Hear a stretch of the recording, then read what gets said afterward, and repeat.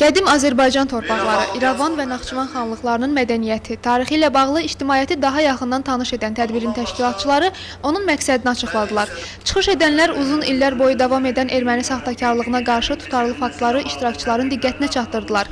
Elə sərginin Gənclər şəhəri Sumqayıtda keçirilməsində əsas məqsəd də erməni saxtakarlığına qarşı təbliğatı gücləndirməkdən ibarətdir. İrəvan xanlığı Zəngəzur mahalı tarixi Azərbaycan torpağıdır.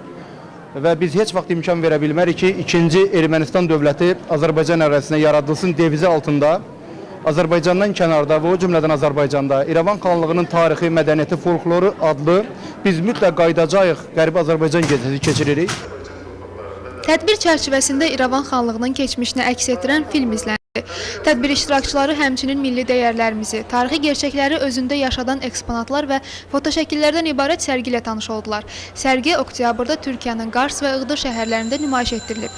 Bu mövzu ilə əlaqədar növbəti ekspozisiyaların gələcəkdə Ukraynada, Çexiyada, Belarusda və Rusiyanın müxtəlif şəhərlərində təşkili nəzərdə tutulub.